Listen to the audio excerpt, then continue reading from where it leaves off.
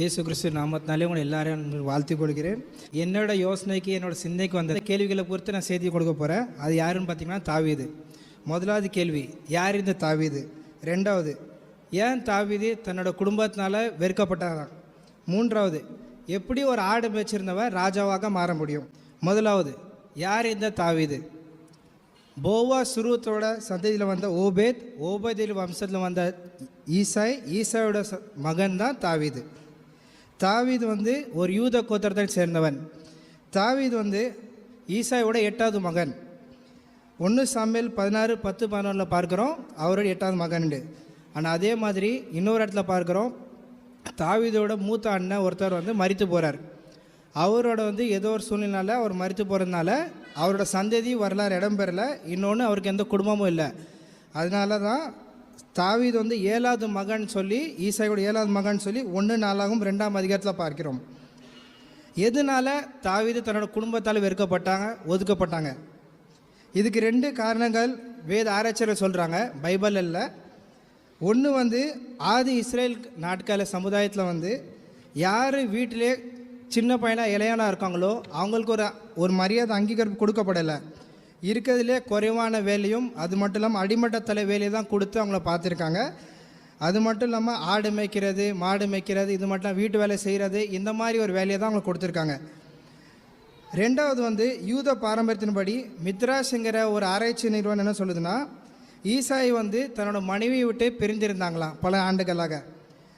ஏனென்றால் அவனுக்கு ஒரு சந்ததியை குறித்து அவனுக்கு ஒரு சந்தேகம் எழும்பிச்சு. நான் ஆரம்பத்தில் சொன்னேன் இல்லையா, போவாஸ் ரூத் சந்ததியில் வந்தது தான் ஈசாய். இப்போது ரூத் எல்லாருக்குமே தெரியும். ரூத் ஒரு மோபேர் பெண், ஒரு வேசின் சந்தையில் வந்த பெண். இவரோட குடும்பத்தில் வந்தது அதனால இவருக்கு பிடிக்கலை. ஏன் பிடிக்கலைன்னா, ஒரு யூதர் ஒரு யூதர் தான் கல்யாணம் பண்ணணும், இன்னொரு வேசியை ஜாதிகளோட கல்யாணம் பண்ணக்கூடாது. ஸோ இந்த ஒரு காரியத்தினால அவருக்கு அவர் தன்னோட குடும்ப வாழ்க்கையில் விருப்பம் இல்லாமல் அவர் என்ன பண்ணுறாருன்னா தன்னோட மனைவி விட்டு விலகி இருக்கார். இந்த சூழ்நிலையில் என்ன ஆகுதுன்னா, அவர் என்ன பண்ணுறாரு, வேறு கானானியர் பெண்ணை திருமணம் பண்ண போகலான்னு யோசிச்சிருக்கார். இதை நம்ம எப்படி பார்க்குறோன்னா, பார்க்கும்போது அந்த நேரத்தில் தன்னோட மனைவி, அதாவது தாவியோட அம்மா என்ன பண்ணுறாங்கன்னா, அவர் தந்திரமாக சூழ்ச்சி செஞ்சு அந்த திருமணம் பெண்ணுக்கு முன்பதாக அது மாறி இவா போய் இருக்கிறான். எப்படின்னு பார்த்தோன்னா, ராகேலுக்கு பதிலாக எப்படி லேயா போய் யாக்கோபை திருமணம் பண்ணாலும் அதே மாதிரி இருந்துட்டு அது மூலியமாக ஒரு பிள்ளையை பெற்றெடுக்கான். இதை இன்னும் தாவீதோட ஈசாய்க்கு தெரியலை.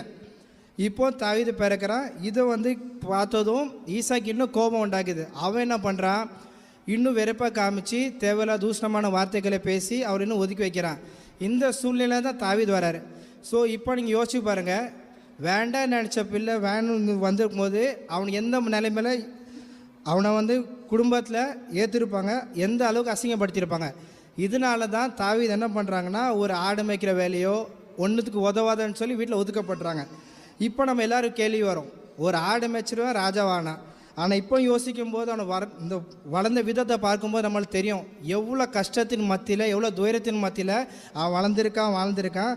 அது மட்டும் இல்லை, அவன் குடும்பமே ஒரு நல்ல வசதியான குடும்பம் தான். ஏன்னு பார்க்குறோன்னா, தாவீதோட சகோதரர்கள் எல்லாருமே இராணுவத்தில் இருக்காங்க, சவுலோட இராணுவத்தில் தான் இருக்காங்க. அப்போது ஒரு கவர்மெண்ட் வேலையை செய்கிற குடும்பம் வசதியாக இருக்கும்போது, ஆனால் அந்த வேலையிலையுமே கூட தாவீது ஆடு மேய்க்க அனுப்புகிறாங்க. அதுவும் அவனை நம்பி முழு பொறுப்பை கொடுக்கல, அவனுக்கு வெறும் சிறிய ஆடுகள் தான் கொடுத்தாங்கன்னு சொல்லி வேதாமத்தில் பார்க்குறோம்.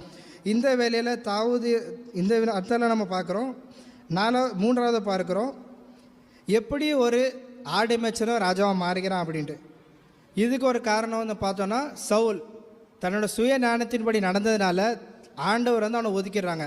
ஸோ இப்போ ராஜா இல்லைன்னு சொல்லி டிக்ளேர் ஆகிற மாதிரி நிலைமை வரும்போது இன்னொரு பார்க்குறோம். நம்ம என்ன பார்க்குறோன்னா, இப்போ இன்னும் எடுத்துக்கோங்களா, இந்த மாதிரி ஒரு சூழ்நிலை குடும்பத்தில் வளர்ந்து நான் பாட்டு என்ன பண்ணுறேன், ஒரு மலையோ காடில் ஆடு மேய்ச்சிட்டு நல்லா பாட்டு படிச்சுட்டு சந்தோஷம் பொங்குதுன்னு பாட்டு படித்து, இல்லை தூதி எடுத்தால் சாத்தான் ஓடுவான்னு பாட்டு படித்தா நீங்கள் என்ன நினைப்பீங்க? அடா லூசு பையன், வீட்டிலே ஒன்றுத்துக்கு உதவாதான்னு சொல்லி ஒதுக்கி வச்சு இவன் காடு மாடியாக அலைஞ்சிட்டு இருக்கான். இவன் என்ன பண்ணுறான், உட்காந்து கடவுளுக்கு நன்றி சொல்லி பாடுறான்னு சொல்லி நீங்கள் சொல்லுவீங்க. ஆனால் இதுக்கு பின்னாடி ஒரு நோக்கம், ஒரு திட்டம் இருக்குது. வேதாங்கமத்தில் ஒரு வசனம் இருக்குது, 1 கொரிந்தியர் 1:29 என்ன சொல்லுதுன்னா, ஞானிகளை வெட்கப்படுத்தும்படி தேவன் பைத்தியமான வகையிலே இந்த உலகத்தில் தேர்ந்தெடுத்தாருன்னு சொல்லி போட்டிருக்கோம். இப்போது ஆடு மேய்ச்சிற ஆண்டவர் எதுக்கு ராஜாவுக்கு உயர்த்தினார்னா, இந்த இந்த காரியம் இந்த வசனம் தான் குறிக்குது. என்ன சொல்ல வருது? ஆண்டவர் சவுலை பார்க்குறோம். சவுல் ஞானத்திலே சிறந்தவன், அறிவில் சிறந்தவன், அவனை பார்க்கும்போது ராஜ தோற்றம் உள்ளவன், மற்றவங்களை காட்டிலும் ஒரு தலை உயர்ந்தவன், எல்லாரும் அண்ணன் தான் பார்க்கணும், ஒரு படி உயரமாக இருந்த மனுஷன். ஆனால் அதே இது நம்ம இன்னொருத்தனை பார்க்கும்போது ஒன்றுமே உதவாத இருந்த இந்த தாவீது தான் ஆண்டவர் அரசனாக உயர்த்துறாரு. இதில் என்ன புரிகிறோன்னா, ஆண்டவர் திறமையை பார்க்கல, எதுவுமே பார்க்கல. நீங்கள் எந்த சூழ்நிலையில் இருக்கீங்க? தாவீதை பார்க்கும்போது நம்மளுக்கு புரிய வேண்டியது, இவ்வளோ கஷ்டமான சூழ்நிலை ஒதுக்கப்பட்ட நிலைமையில் இருந்தாலும் தாவீது என்ன பண்ணுறான்? தகப்பனுக்கு தாயும் பெற்றோருக்கு எப்போவுமே கீழ்ப்படிஞ்சான், சகோதரனுக்கு கீழ்ப்படிஞ்சான்.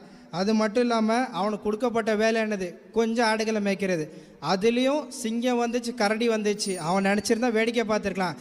அதுவும் பண்ணாமல் அவன் என்ன பண்ணான்? அவன் தன்னோட உயிரை கூட பொறுப்படுத்தாமல் அதையும் கூட காப்பாற்றினான்.